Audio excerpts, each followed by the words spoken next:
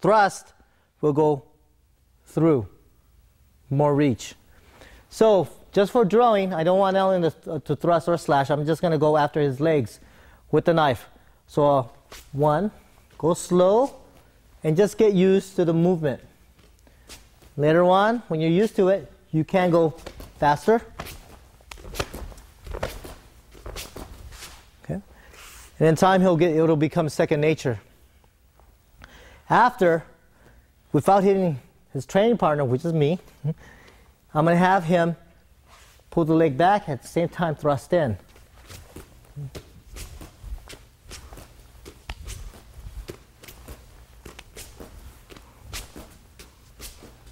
That's it. Good. So that's called leg replacement. I'm bringing Matthew in, and we're going to go over movement, and the movement as in one whole unit. We call this shuffling. And he's just basically pushing off with the front foot. If he's going forward, he's pushing off with the back foot. But as you can tell, he's going to be shoulder width, still keeping his proper stance. Okay? So Matt's in fighting stance, and I'm just going to slash at him, and he's going to go backwards. He's going to come forward, like this, and then he goes forward and back, forward and back. Now, by doing this, he now knows to move as one unit, rather than keeping it, he'll abandon his footwork. If someone rushes you, usually people freak out, and they do this. They open up, and they leave his center, or they square up. I'm going to give you from another angle. And Matt, if you come over here. Okay. So Matt will be in fighting stance. And once I go forward, maybe I'll go 2 steps, 1, 2. He still has the proper footwork, proper stance.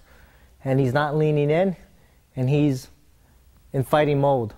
If he goes forward and he pushes off, good. And for drilling, to get used to it, be like a shadow of each other. So if I go forward, he goes back. Go here, this, and just like that. Okay. One of the beautiful things about long-range knife fighting is footwork, the distance you could create. There's also a time and place when you should be resting and gathering your cardio and breathing and relaxing. Let's say I'll have Alan come in, and Alan gets into a fighting stance mode with me. We stand off. Now, Alan doesn't want to engage just yet, so he's going to step 2 steps back. Now he knows I can't get him from here. He's going to square up with me, and he could actually dance around using the whole space. So what he's going to do is shuffle ankle to ankle, doesn't cross his legs, and when I say stop, he'll either go forward advance or he'll come back retreating advance. The forward advance is because of this. If I go forward, I get closer to my opponent. If I go back, I keep distance still.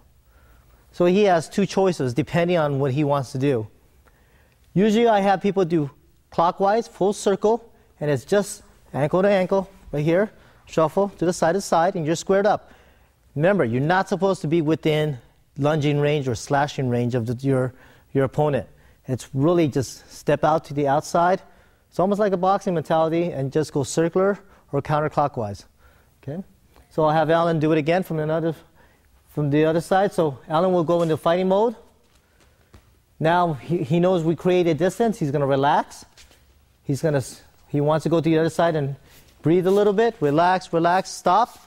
He advanced forward now. He's still in fighting stance.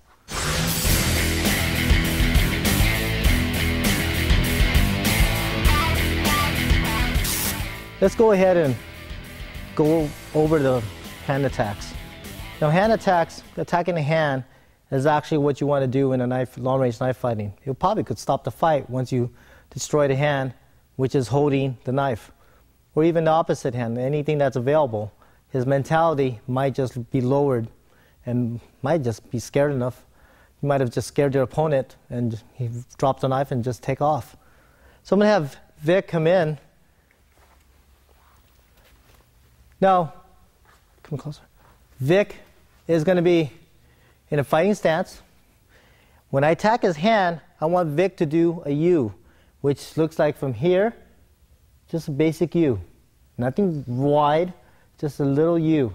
And in time, when you do this, you'll get more familiar with it. You'll probably go into a V. You got to remember, by Vic having the knife, we're going to attack. The knives have to be in opposite tips, meaning he's over here, and I'm over here, and I'm going to slash at him.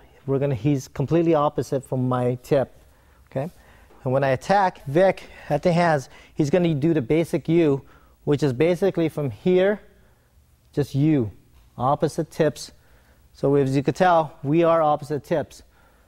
And when I attack at him, he's going to U under, and he escaped it. Now also the mentality is, when I slash, I pass my center line, which is my number 12 strike, which is also my center line for my nose. So when I slash, he'll U. If I come backhand, he'll go the other way and do another U. And the mentality I have to have is actually attacking the hand. My intensity has to be after the hand. I just can't do this. Well, I'm just going to just U for the heck of it. I have to have the mentality and the fighting stance and the posture and the intensity to slash at his hand at every time. So that way, the technique works for Vic, and the technique works for me also, because I'm training myself to actually attack the hand, and he's training himself to escape the attack. Okay. Now, some of the do's and don'ts in this is if he only moves his wrist and he thinks that's good enough, and that's a basic U. If Vic just does this, when I attack, his arm is still there for me to attack. So you have to move the whole arm. Okay. As you can see, his arm was still kept in place, so I attacked that. So he needs to move the whole arm, basic U. Okay. And let me go ahead and give it from the other side. Vic, come over here. Yeah. So Vic is going to U, U, U, U. In time, he'll have his mentality go forward with it. So when he U's, he could always get to the face, U, and get me in the face. If I U, okay, he'll get me here. So this is how it looks. 1, face.